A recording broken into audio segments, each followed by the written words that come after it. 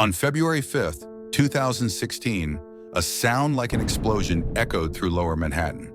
A crane, a towering giant of steel and engineering, had folded in on itself and slammed into the streets below.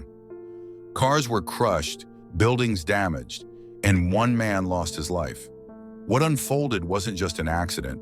It was a $20 million disaster that exposed the real reason this engineering giant failed.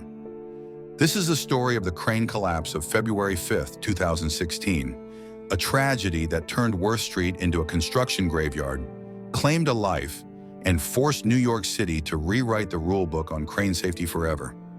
Before we dive into the collapse, we need to understand the machine at the center of it all. This wasn't your average crane you see lifting steel beams on small sites.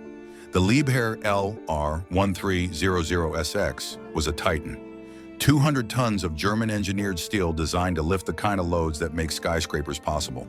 Think of it less like construction equipment and more like a mechanical colossus. Its stats read like a brag sheet. A maximum lifting capacity of 330 US tons. Counterweights weighing nearly 200 tons keep it balanced.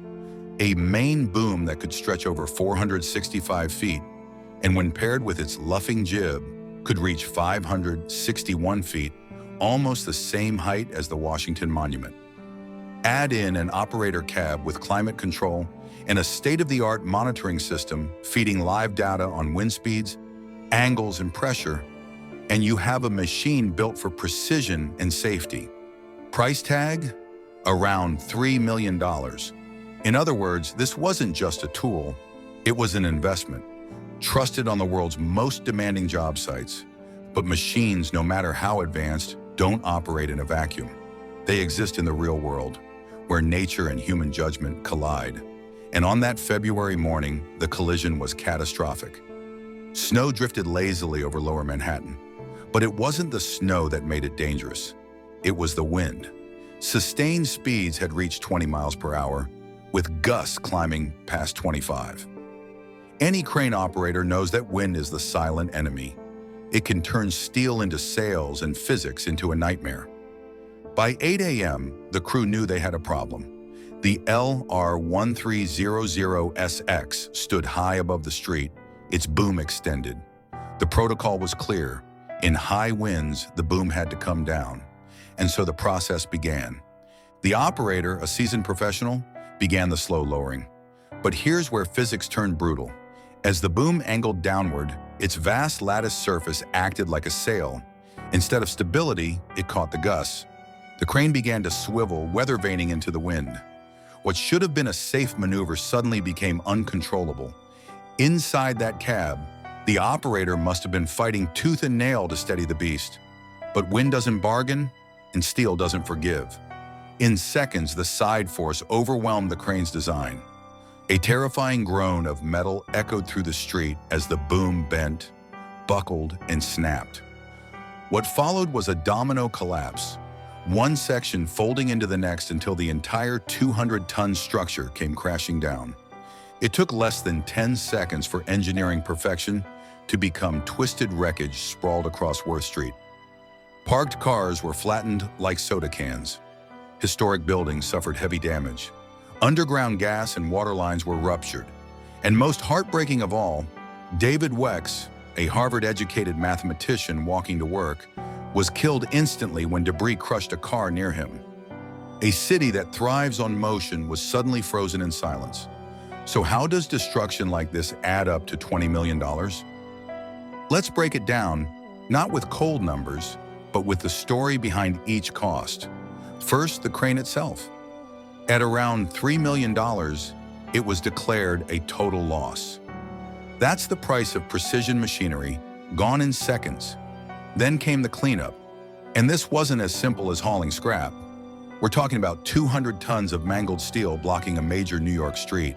Specialized crews had to cut it apart piece by piece, using other cranes and trucks in bitter February weather. That alone cost millions. Next came the collateral damage. Cars were destroyed, facades of historic buildings ripped open, underground utilities severed. Each repair carried its own hefty bill. And while workers scrambled to restore infrastructure, Worth Street was shut down for more than a week.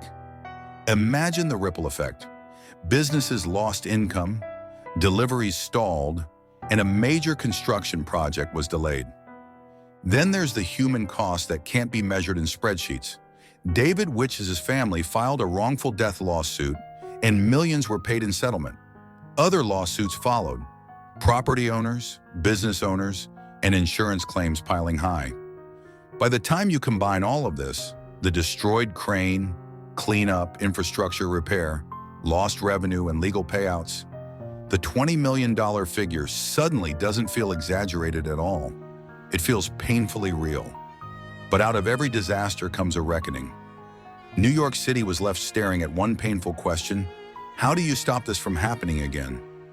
Investigators dug deep, and their findings reshaped crane operations across the city. Before this collapse, the rules said cranes had to stop work at 30 miles per hour winds. Sounds reasonable, right? Except the crash proved otherwise. The city lowered the threshold drastically.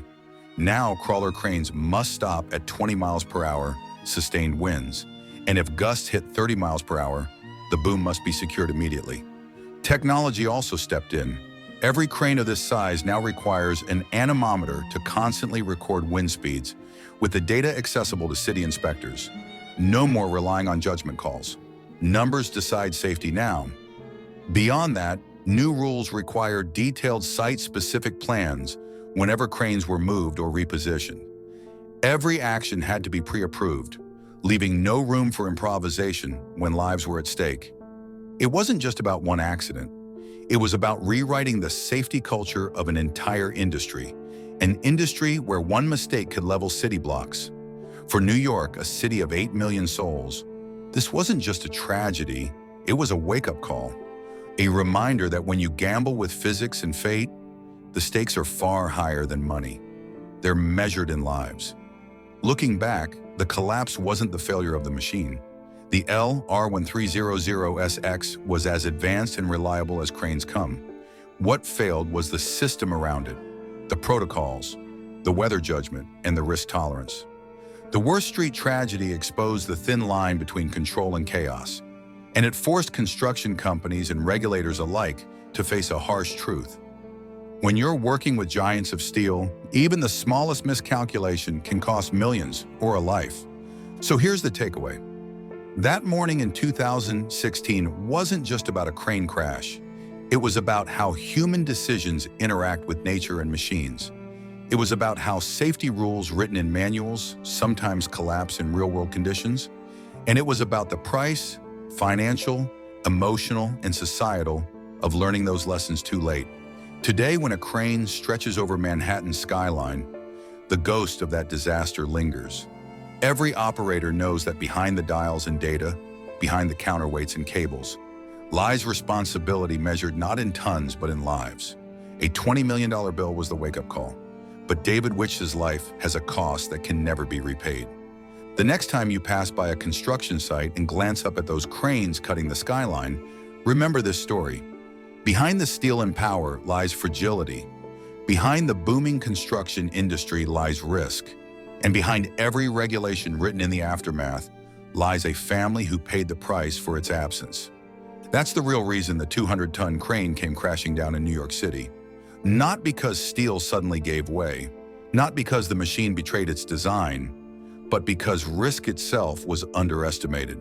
In the heart of Manhattan, one miscalculation turned a symbol of progress into a weapon of destruction, proving that even giants of steel are powerless against human error.